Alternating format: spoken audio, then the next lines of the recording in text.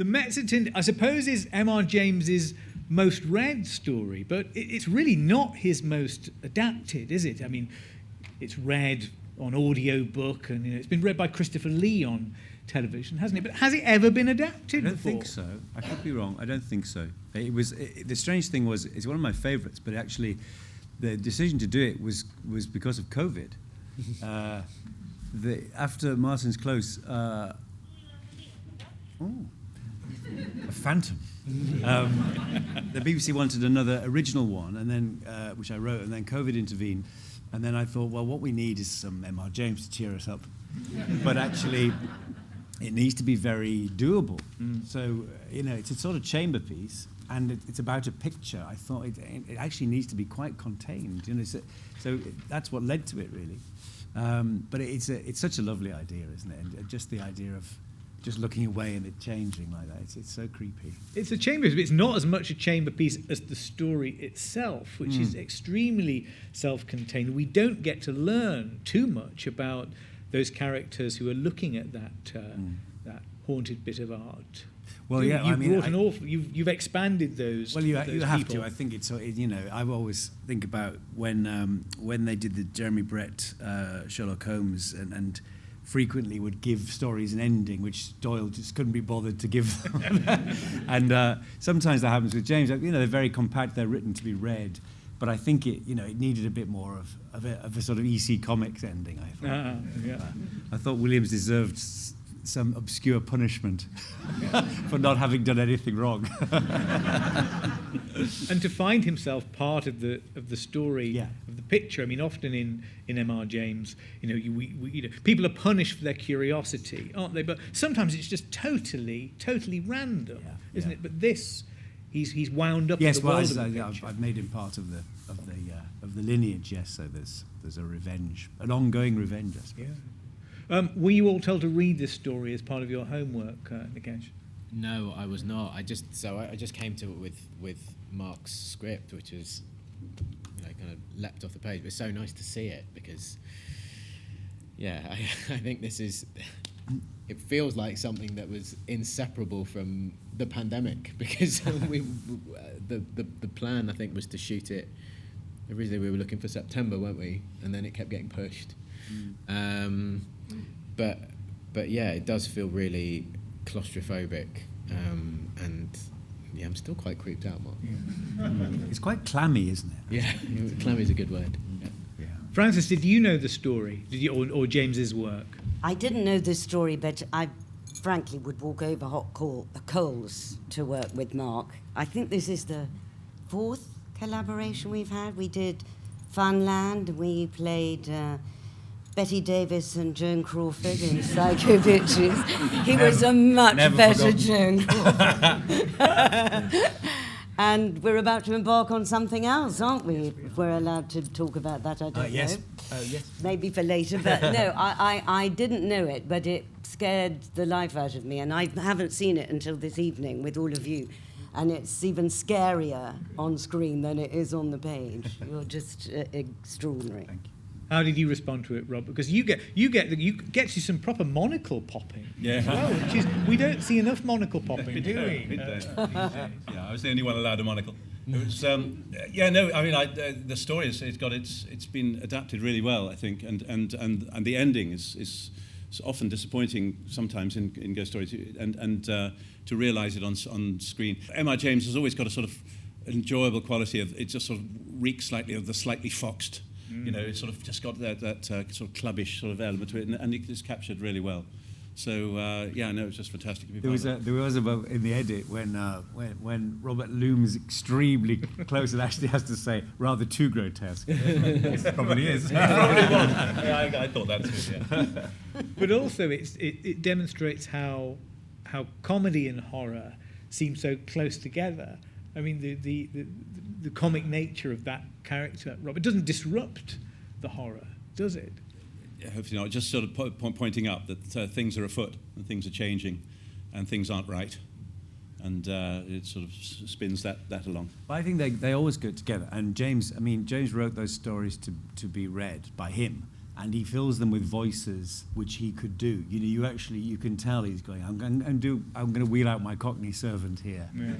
And that's how they read. That's why they read so well. And I think it's very important to get that balance, especially as it's a sort of lure. You get people in an environment where they feel comfortable, and then you pull the rug from them. And a lot of that is to do with liking them and humour. And interestingly, the paleontologist that I play obviously doesn't believe in God. Correct. She has nothing to do with that. Yet we're filming it in Harrow Chapel. That's where we actually filmed the first scene. And she keeps saying, oh, I mustn't say anything. And it's, it was sacrilegious then that she didn't believe. And she's married to a vicar. Yeah, it's quite nice. and is kind of a suffragette. And so I found that very intriguing. Well, it was also a genuine effort on my part to make it less clubbable and less full of middle-aged men, which the stories obviously are. That's James's world, but I think it's quite interesting to try and let it breathe a bit more in that sense, because and Mrs. Ambergale is entirely invented, but it was all needed for the investigation. Mm-hmm. Nikesh, did you find yourself thinking about the backstory of this character? Yeah, of course. It was one of the first conversations I think we had, which was what is, I think in an 1920s college, it's entirely plausible to have a young man of a certain class from India studying, and so we went back and forth. It's just, and it made complete sense that of all the voices in the piece, he was probably the one most agitating for change because he has a vested interest in it. But that it felt very. The great thing about the world Mark created in a very short Phantom again. The world Mark created in a very short space of time is that felt real and didn't feel like those weren't details that were clubbing people over the head. And of course, it's the same guy who's discovered this new piece of tech called the camera. So yeah, even though it moves at a pace, it was full of lovely details to it. There's a lot of that, as you know, with James, that he very famously, he was, Lytton Strachey said, a life without a jolt. He just went from Eton to Cambridge back to Eton, and he was a famous fuddy-duddy. And he once saw two students arguing, and he went up to them and knocked his pipe on the table and said, "Gentlemen, thinking." and that's what so many of his heroes are like him, aren't they? Yes. They're bachelors, and they sort of just want things to be just so, and then life kind of, something comes and interrupts it. It reveals a world, though, doesn't it, Robert, of these men who spend a lot of time on their own, have these strange obsessions. It's a world without women, isn't it, that these men occupy? It seems to be, and there are certainties which get rocked, and then they know where they stand, who they are, and what they, how things should be, and then and then these extraordinary, mystical, strange, disturbing things occur, but from a bedrock of certainty, it makes it all the more disturbing for them. It very much fits with the wider themes of James's work, doesn't it, Mark? This idea that the deep past is something very troublesome, yet it's something you can have an academic interest in, as long as you know how to do it right. And if you don't know how to do it right, then you're punished by something wet and leathery. Yeah. Ideally, yes. No, I mean it's very. It sort of goes hand in hand with this sort of refusal to sort of get involved. It's like no digging here, famously. In A Warning to the Curious, it's about leaving things well alone. And maybe in an academic sense you can get close to it, but you mustn't actually get a trowel out because it's dangerous. But interestingly, it's not that long ago. Going back to his famous rules, it's only 1802. It's not 1348. Yes, the rules about how far back a ghost story needs to be to work. A haze of distance, he called it. So it's and in all that lovely thing of it's a story told by someone to a friend. So there's always a little remove to it, but not so far back that anything could happen. Has anybody here experienced anything like that? I mean, I feel we do this every time, don't they? When Frances, have you ever felt the presence of anything? I mean, I still don't really know if I believe it or not, but I was doing a book reading in Bristol, and we were all put in a particular hotel where they all kept saying it was haunted, and I didn't believe it at all. But I did experience that. I thought it was room service, and I looked at my clock and I said, no, I haven't ordered anything.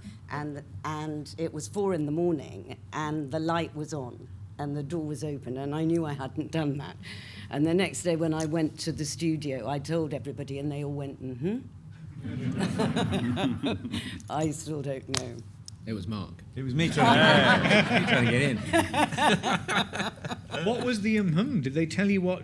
Was this some kind of famous I don't haunting? think anybody really knew it, just that something untoward had happened in that particular hotel. Not necessarily my room, but they all believed it. I don't know if I still do, but I know I didn't leave the light on, and I certainly hadn't opened the door. I feel like they deliberately find these hotels to put people.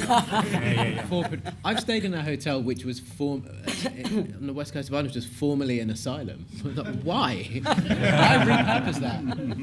For the stories. Yeah, exactly. And did you feel anything? No, I was working with an actor who was intent on saging his room before. Yeah. So I don't know if it worked for him or not. Wow. Yeah, it got our backs up for sure. What about you, Robert? Have you ever felt a spectral hand? Robert's the quiet one. I think as I get older, I'm more and more sort of prone to. I get easily frightened in horror films, but now I sort of got more and more sort of feeling for it, perhaps, as I get on. I was probably too grindingly realist before, and I quite like the idea of allowing mystery in and spookiness and a bit of horror. So yeah, I think I'm sort of developing more of a taste for it, having been sort of rather dismissive of it for too long. I bow to your two sort of knowledge and appreciation of the genre of horror, but it's not something I shared much in the main past. No. What was it that made you doubtful about it? Was it the thought that I quite like mystery, because I mean so the more that truth and reality seems a many-faceted concept, you think, well, yeah, why just to sort of allow in other things, and sort of accept them and embrace them and perhaps enjoy them and get spooked by them. What about you, Frances? What are your feelings about such matters? Well, I found that terrifying. I'm not particularly knowledgeable about horror films, but the one thing I would like to say about Eton, I lived there for the first time this summer in Ian McKellen's Hamlet. I shared a flat with him, and we were in Eton, which is, I don't know if you know, Windsor's one side of the bridge and Eton's the next.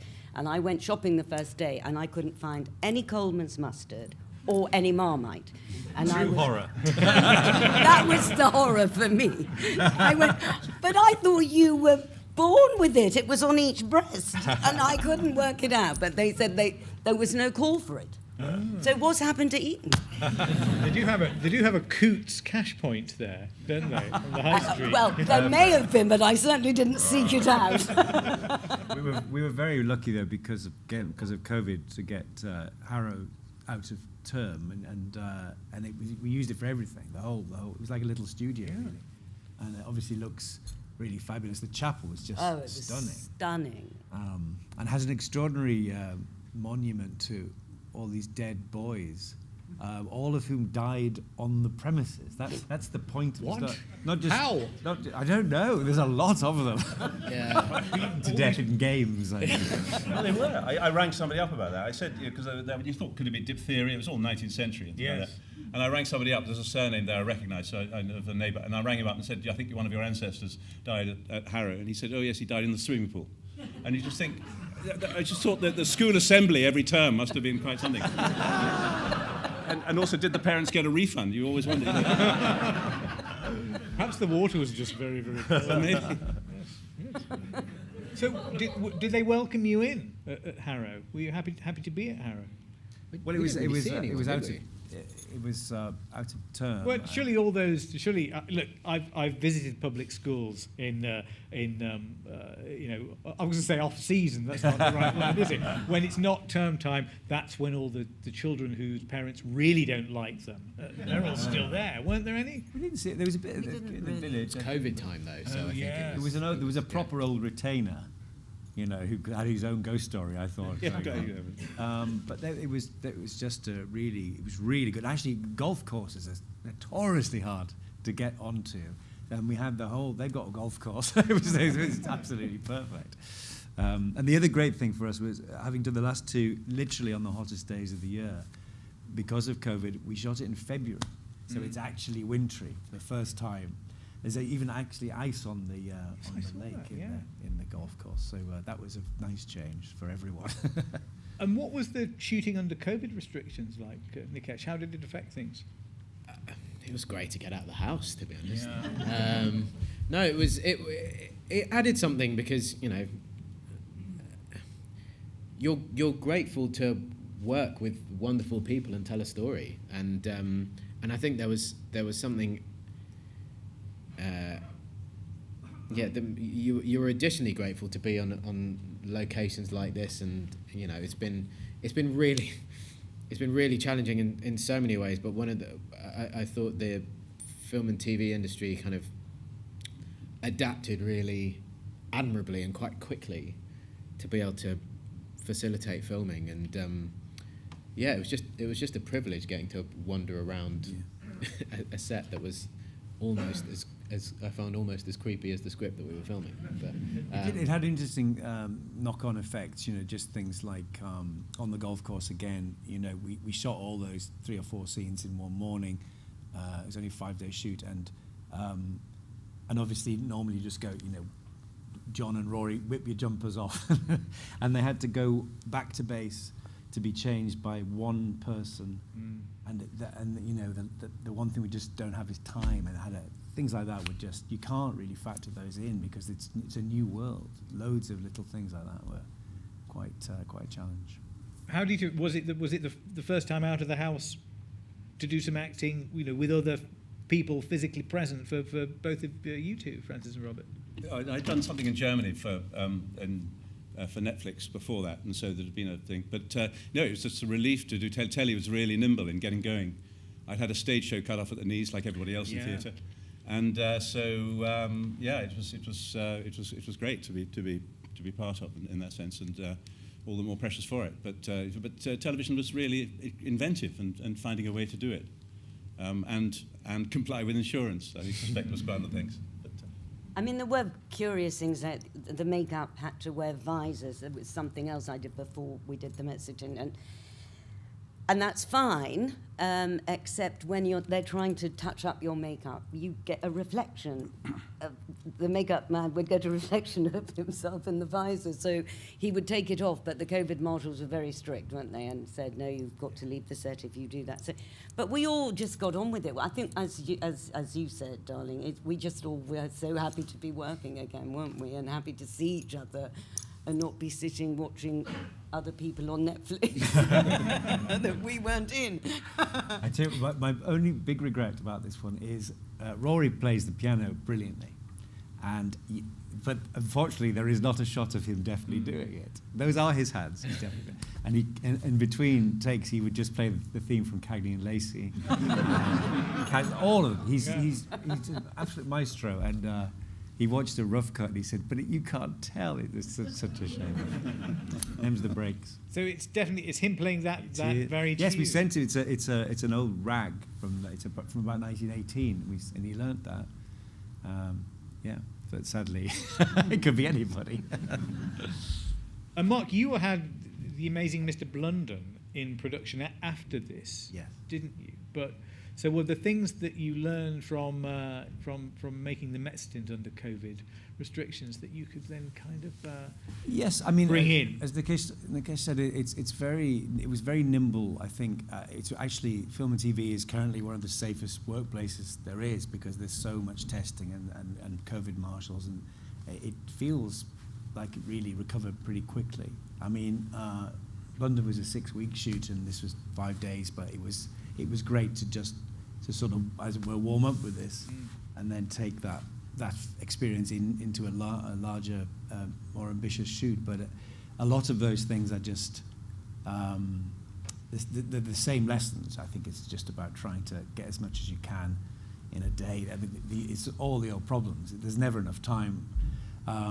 But it was a really lovely, happy shoot, and I was just so glad to get it done because it had been postponed and everything. And we were always thinking, well, we've got 5 days, if we can just get through it without anyone testing positive. And at that stage, earlier in the year, it really felt much more like it does now, sadly. And we haven't discussed that creature, probably because we're all a bit, we're a bit worried about it. But tell us about your decision. Well, that's the real thing. How that? You're right, okay. About how it should look, and whether or not how much to show of it.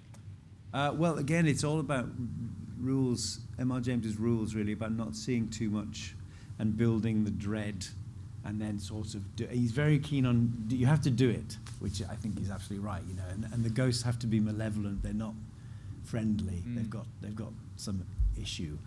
But it's described as is often with his creatures. It's the leg is horribly thin, and you can just see the top of a sort of domed forehead and little bits of hair and all these ghastly details. So I got a wonderful contortionist who I worked with on Dracula, and he was very, very thin, and I didn't want to try and make a big muscular person try and look thin, and he was just amazing. And again, we had to shoot that so quickly, but just his whole physicality of kind of flattening himself like a crab across the floor, and just that shape, before you can really work out what it is, it's just ghastly, isn't it? Absolutely brilliant. Very pleasing. It's an astonishing mask, if that's what it is. But I'm also curious about the Mezzotint itself, and who made that, and how Richard did you Wells, find, who was here. The great Richard Wells. Right, well, I think a round of applause.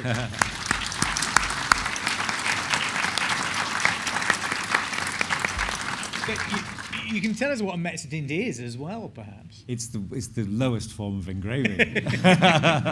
It was quite a challenge because, as you say, interestingly, because I don't think it's been dramatised before. It's been read, and there are lots of people who've had a go at it online. There's some very beautiful ones, and Richard and I just talked about all the stages, and that was quite a head scratcher. You have to think, right, there's this, and then there's a bit of moonlight, and there's a little bit of the figure, and then there's a bit more of the figure, a bit more of the figure.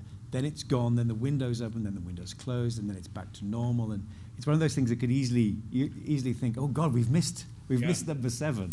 So we went through a lot of things with that, and I suppose it's just that interesting thing of trying to make it look ordinary enough not to be extraordinary, because that's the point. There's actually nothing on the surface about it, but equally making it very clear what was going on. But then this happens. I think all of the ones I've done, something happens with John Hopkins' character Binks, where people will go, I thought he was the baddie. And something creeps in, as it does with the Mezzotint, where there seems to be something else going on which is actually not in the script. And I don't know quite what that is, but it always seems to happen.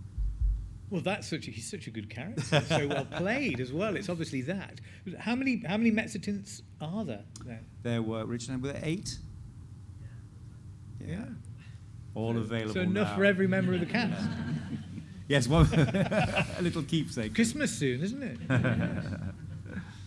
And it's a Christmas, Mark, where this is going out Christmas Eve, 10:30, BBC 2, and then Amazing Mrs. London goes out Christmas Eve, 7 o'clock. Oh wow! Okay, so is it Don't officially go out. a night?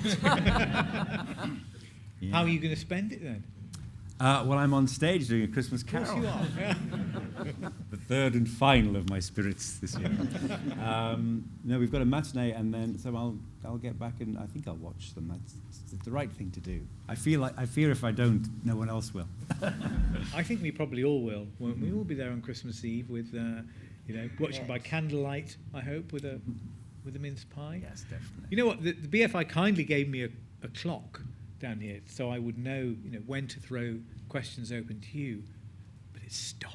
correct. However, now is the moment.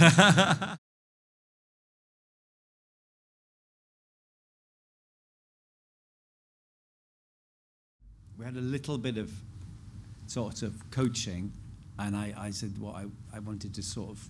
I love that way that the cloak flows over, and then I think I said he should be flat like a crab, and just we shouldn't be able to see what's going on. It's just this shape, and then as in the picture, and then crawls forward. But unfortunately, a lot of the detail is lost. He actually does have a broken neck. It was really brilliantly done. The top of his spine is sticking out, and we had so little time to actually shoot it. These things get lost, but I hadn't thought about The Ring. Yes, but possibly. I mean, that genuinely is the last horror film that really scared the crap out of me. So probably it's definitely in there.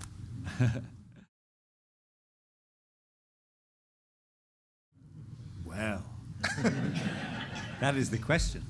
Count Magnus remains the great elusive one. It's expensive. It's set in Sweden. Doesn't have to be, but it would be nice.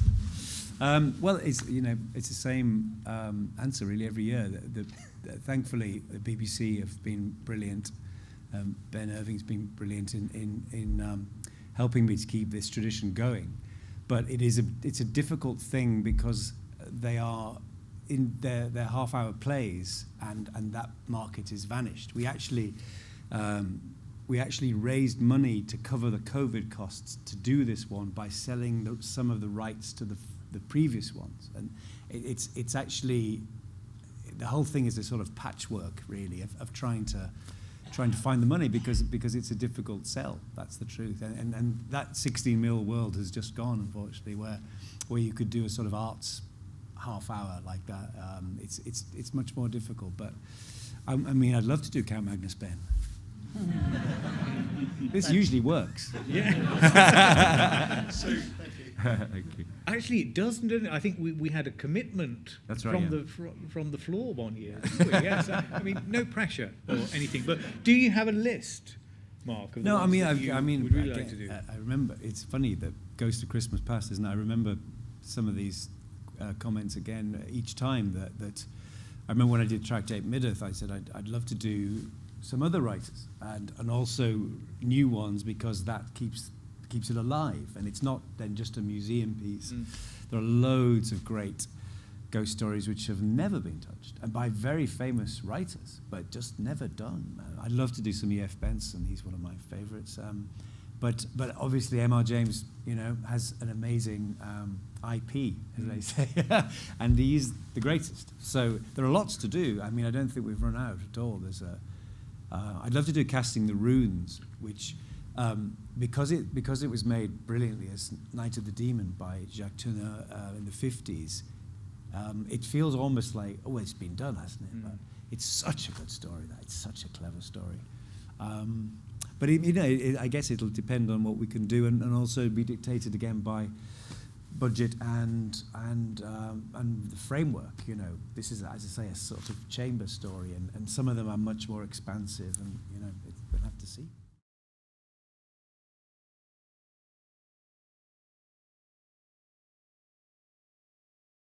Yeah, I'm very happy that that's been put at my door. It's amazing that. I love anything in that area. I mean, Martin's Close is quite in that area because of the the countryside element and the rural setting and the period as well. It's become very popular though as a genre, hasn't it? So. I mean, I don't know. Maybe it now feels a bit second-hand for me to do it. I'm very interested in modern things and modern horror as well. I'd really like to do something that takes no prisoners in its definitely our world. I don't know if anyone is listening to Danny Robbins' podcast Uncanny. I'm doing all the publicity for it. I seem to be talking about it every day. It's a really, really good podcast of true ghost stories, and. It's very interesting. Psychologically, you can sort of unpick them as they're telling the story as to what's going on in people's heads and the circumstances in which they've projected certain things onto it. But the first one which is about a haunted college room at Belfast, is absolutely fucking terrifying. And it's sort of extraordinary. They've done a sequel already because loads of people rang in and said, I stayed in that room. And it's a repeated pattern, which is the most amazing thing for a haunting, you know. It's the same thing keeps happening. It's been demolished now, but it's really good. And there's something about that, the idea of this totally featureless 1980s building with harsh strip lights and Formica that is very creepy. And it's I really like the idea of that being the sort of modern haunted house, you know. Well, there's modern and there's modern, isn't it? I mean, the 80s and the 70s, where things like, you know, the Enfield poltergeist and all of that is set. They're almost as far away as determined by Imar James's rule. Well, that's what I did in the Dead Room, you know, which is by using that thing of 30 or 40 years, that the idea came from that was, well, the ghost which is haunting Simon Callow is from 1976, from the long hot summer of 1976. Yeah. I thought. And actually, one of the characters actually said, "Would a ghost from the 70s work?" Because that's literally the question I asked myself, you know. And I find that really intriguing that what was once so modern can become its own period, you know. But it's powerful, that idea, isn't it? Because it's about the collective past. Yeah. I suppose that some of us actually remember.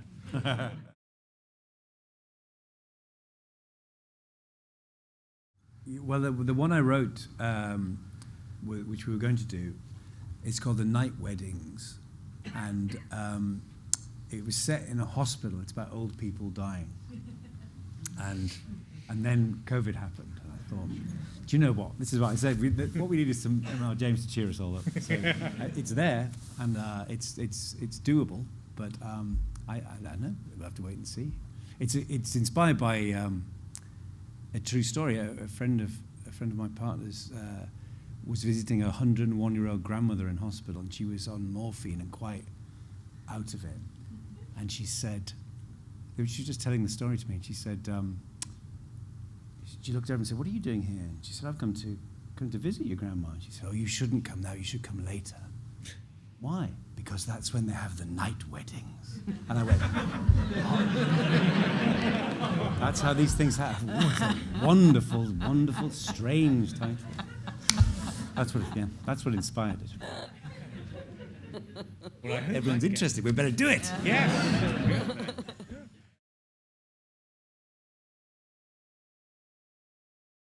Well, it was on the day, Kieran McGuigan, the DOP, said, "What do you think about the flare?" And I said, "It's very J.J. Abrams. I think we'd better have it." It shocked me, though, when I watched it tonight for the first time. Frances, I just thought that was the power of your performance. It's like a halo. Yeah. But you used lenses pretty close up to us a lot of the time. Yeah, and also I think Kieran and I talked a lot about the sort of psychological journey, particularly with Rory, about getting closer and closer. As you get into his head and he starts to sort of disintegrate. I think it really works very well that there's a lot of quite huge and flattering close-ups for everyone, but actually it really tells you something, doesn't it? It's sort of, we were pushing into the edge of the frame as well, which makes him feel weirdly isolated. Yeah. I really like that last one when you say, isn't that tremendous? Isn't that splendid? It's really like alarming. I love Nico. Splendid. Yes. Well, I think this haunting may be coming to an end now. It's time for us to leave the building and prepare, I think, for Christmas Eve, if we can survive the experience. And until that moment, will you give a big hand, please, to our panel here, the creators of the Mezzotint